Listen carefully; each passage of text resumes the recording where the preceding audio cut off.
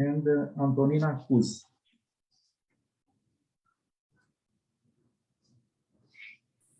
Hello, hello everyone. I'm so glad to participate in such conference, and I would like to share my screen. Can you see it? Yes, yes. Great. So I'm master student from National University of Ukraine, and my topic is green economy and micro enterprises. So I would like to present the general characteristics of the concept of green economy, the role of micro enterprises, and their essence through the prism of green business, green behavior, and the system of green production. So, in general, green economy is typically understood as an economic system compatible with the natural environment, environmental friendly, or ecological, or social, and among others. These attributes are the main conditions presented to the economy from the point of view of many supporters of the green economy. This general concept may alternatively be described as the greening of an economy. Some fundamental criteria for meeting these conditions are usage of renewable resources within their regenerative capacity, compensation for the loss of non-renewable resources by creating their renewable substitutes, and limiting pollution within the functions of natural influence and maintaining the stability on resilience of ecosystems. So regarding the green economy, we may also say that it's not only a new sector or a new branch, but also a system that cuts across some of the most important economic areas. So therefore, it's complicated to provide a shared definition of this phenomenon. But let's try.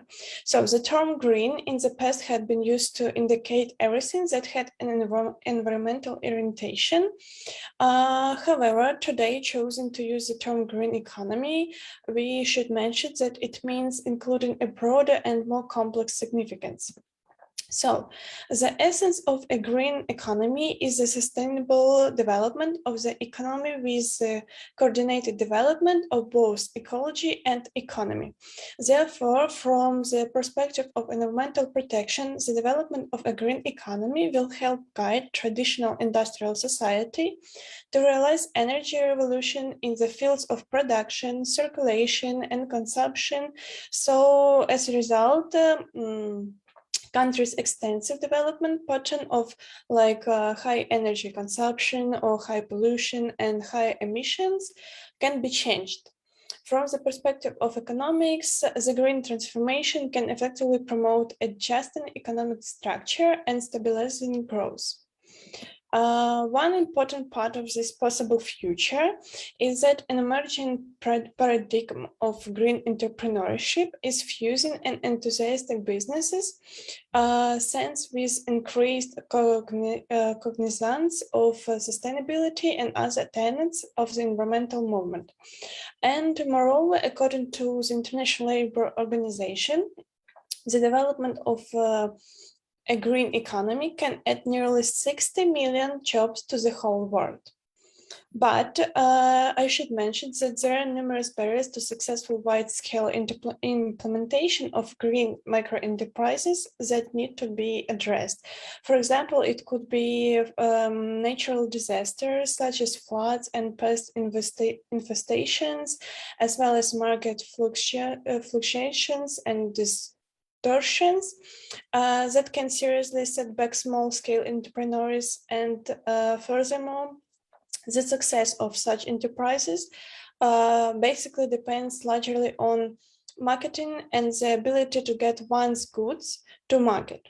And nowadays, currently, most micro enterprises are dependent on the supporting from non-governmental organization to connect them from, for example, to downstream buyers. And this dependency constitutes some weakness in the microloans model. And also one more point, the main of one barriers, it also could be a lack of adequate financial resources for many potential and existing micro entrepreneurs to start and develop their business. One of the main tools to cover the lack of such problem is microcredit. Therefore, microcredit can be considered as one of the tools to ensure the sustainable development of microenterprises. So what about microcredits? Assessing the impact of microcredits on the sustainable development of small businesses requires consideration of three factors. It's the efficiency of microcredit, its availability, and also government incentives for this lending. In particular, concerning the efficiency of microcredit, it's appropriate to understand the quantitative value of various types of economic, financial, social, environmental, and other consequences that result from such lending. There are many of these consequences, and accordingly, there are many indicators of the efficiency of microcredit. So therefore, it's crucial to choose in advance those indicators that will characterize the level of sustainable development of enterprises. Also, I would like to mention about activity from UNRISD. It's United Nations Research Institute for Social Development, and they invited scholars and activists to debate the potential and limits of the green economy from the perspective of equity and social justice. So the UNRISD inquiry on social dimensions of the green economy revelate that such efforts are occurring and need to be enabled at various levels.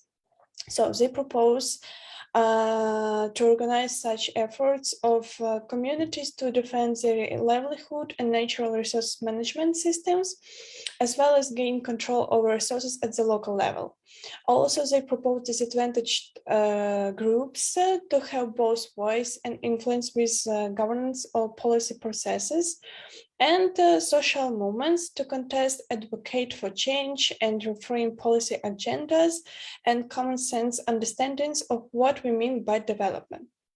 So, thus analyzing what I said, it's logical to conclude that the main role in the achievement and successful formation of a green economy in each country, regardless of whether it's developed or developing, is played by microentrepreneurship.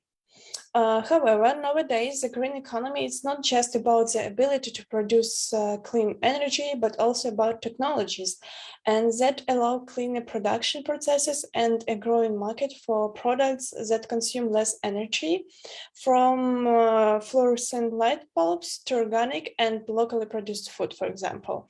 So, green business. What is green business? We could define it as a business that is committed to the principles of environmental sustainability in its operations, strives to use renewable resources, and tries to minimize the negative environmental impact of its activities. These businesses may have adopted a green strategy as part of their focus on the triple bottom line. Triple bottom line includes not only financial performance, but also social and environmental performance. So, also, I would like to show you some analysis from different countries, how it's working, and also according to the World Bank, micro entrepreneurs play a considerable role in the private sector, particularly in emerging economies where formal micro-entrepreneurs alone contribute up to 60% of total employment and up to 40% of national income, GDP. The importance of micro-entrepreneurs is even higher when informal businesses are included. So these businesses may have adopted a green strategy as part of their focus on a triple bottom line that includes not only financial and other stuff. So, for example, in the European Union, they lead in the greening economies in the Eastern neighborhood. And this project is related in the 6 countries, including Ukraine, on behalf of a consortium of international organizations. From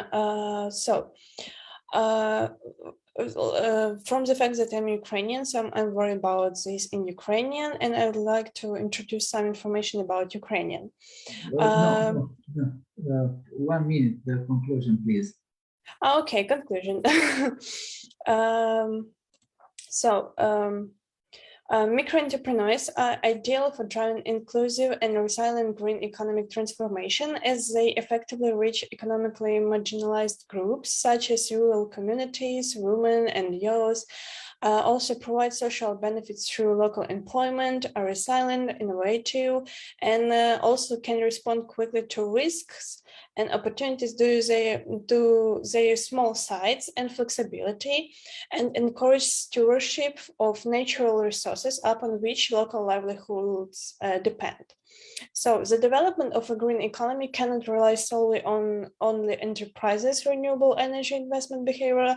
Also, the constraints of financing behavior should also be considered. So what I would like to propose to sum up is that the government should establish a series of incentive measures to support and encourage investment in the financing of renewable energy. Also, financial institutions should construct a reasonable and effective green financial system and control the green credit volume in the optimal investment range so that we can guide and encourage more social capital into green industries by policy support measures and innovative financial system. That's all. Thank you for your attention.